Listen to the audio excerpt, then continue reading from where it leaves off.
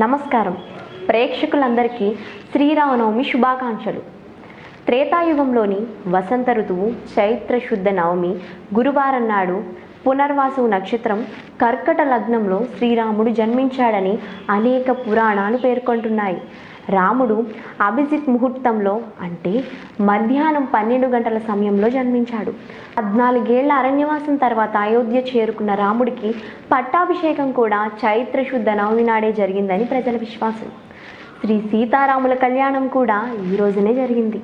రామాయణంలో కోసల దేశానికి రాజైన దశరథుడికి కౌసల్య, సుమిత్ర, కైకేయి అనే 3 భార్యలున్నారు.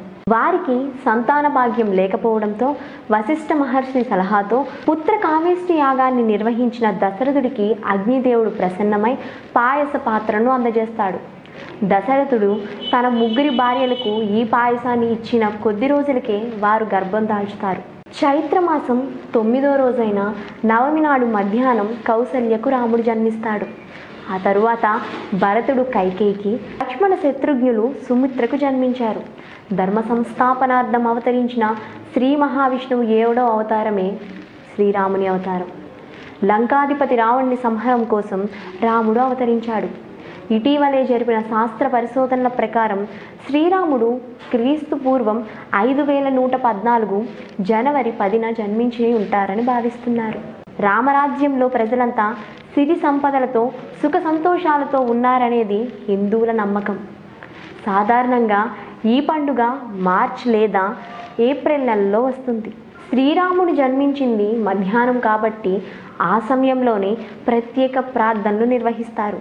ముఖ్యంగా ఉత్తర భారతదేశంలో భక్తులను విశేషంగా ఆకర్షించేది శోభయాత్ర. శ్రీరామనవమి వేసవికాలం ప్రారంభంలో వస్తుంది. వేసవిలో సూర్యుడు ఉత్తరార్ధగోళానికి చేరువుగా వస్తాడు. రాముణ్ణి సూర్యవంశానికి ఆరాధ్యునిగా పేర్కొంటారు. ఈ వంశానికి చెందిన ప్రముఖులు దిలీపుడు, రఘు. వీరిలో రఘు ఇచ్చిన మాటకు కట్టుబడ్డ వ్యక్తిగా ప్రసిద్ధిగాంచాడు. శ్రీరాముడు కూడా ఆయన అడుగు జాడల్లోనే నడిచి తండ్రి మాట కోసం 14 ఏళ్లు వనవాసం చేశాడు. మాట కోసం నిలబడ్డాడు కాబట్టి రాముణ్ణి రఘురాముడు, రాఘవుడు, రఘునాథుడు, రఘుపతి, రాఘవేంద్రుడు మొదలైన పేర్లతో పిలుస్తారు. శ్రీరామ రామ రామేతి రమే రామే మనోరమే సహస్రనామ తత్తుల్యం రామనామ వరాననే అనే శ్లోకం 3 సార్లు స్మరిస్తే విష్ణు సహస్రనామ పారాయణం, శివ సహస్రనామ స్తోత్రం ఫలితం తగ్గుతుంది. నవమి నాడు 5 గ్రహాలు ఉచ్చస్థితిలో ఉన్నప్పుడు పునర్వసు నక్షత్రంతో కూడిన కర్కట లగ్నంలో పగటి సమయంలో సాక్షాత్తు శ్రీ మహావిష్ణువు కౌసల్య పుత్రుడిగా ఈ భూమిపై జన్మించాడు. దానినే శ్రీరామనవమిగా జరుపుకుంటాం.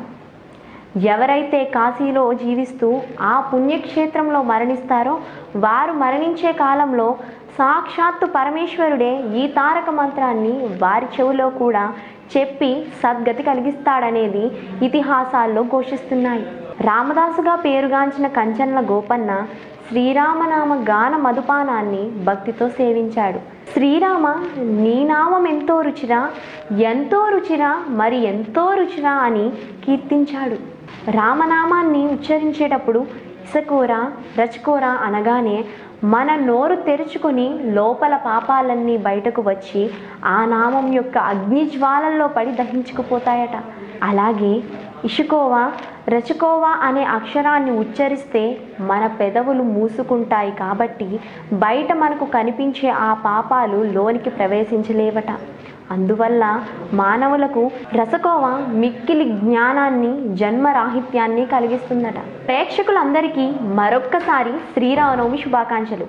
ఈ నవమి నాటి నుంచి మీరందరూ సుఖశాంతులు, సిరి సంపదలతో వర్ధిల్లాలని కోరుకుంటున్నాం. నమస్కారం.